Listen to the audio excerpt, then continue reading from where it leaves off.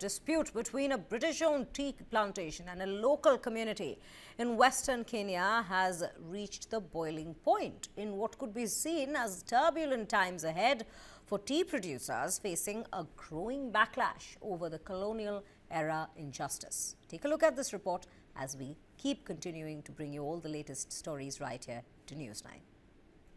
In the lush tea fields of the Sitwe estate in Nandi Hills, Kenya, a quiet standoff with deep colonial-era roots is underway. Women like Milka Chapkwoni are back in the fields, picking tea not as workers, but as landowners, they say.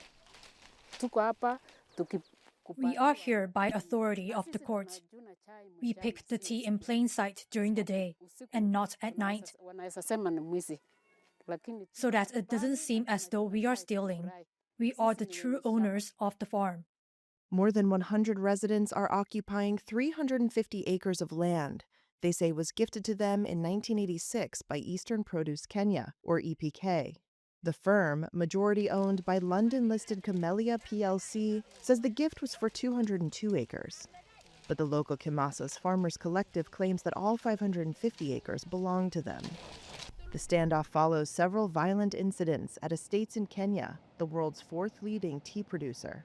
According to the Kenya Tea Growers Association, or KTGA, these incidents threaten a valuable Kenyan export industry that supports 5 million livelihoods. But several people working on land issues told Reuters the movement reflects a broader frustration with the failure to remedy colonial-era injustices. Behind the rolling green hills are modest homesteads, mud walls, hanging clothes, and children's futures rooted in contested soil. When they took away our tea farms, they settled us in tiny plots where we could barely make ends meet. They deprived us of the ability to improve the lives of our children. From 1895 to 1963, British authorities seized vast tracts of land, much of which became tea plantations, according to a 2021 UN report.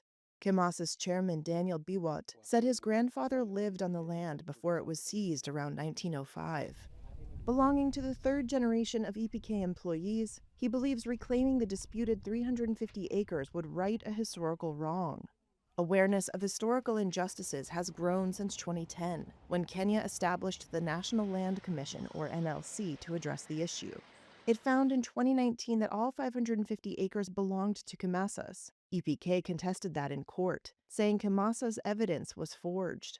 That same year, the NLC called on the British government to apologize to communities in Kericho County, a tea-producing area southwest of Nandi, and provide reparations. The British government has not directly responded to that call. The Foreign, Commonwealth and Development Office said it was concerned by the attacks on tea farms in Nandi and was in contact with the Kenyan authorities. Under Kenya's 2010 constitution, tea companies' previous 999-year leases were reduced to 99 years. But activists complain the government has not used its ownership of the land to extract meaningful concessions for local communities.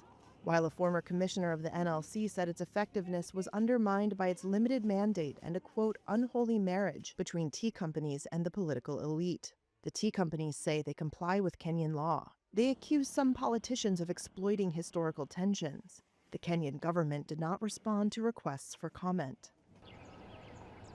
EPK first acquired the land in Nandi in 1948 and said that the current dispute is not over historical land injustice, but rather a gift made on a, quote, willing donor, willing donee basis. As litigation proceeded, more than 200 people overran the disputed plot in August 2023 and began plucking tea. A court quickly issued an injunction ordering them to leave.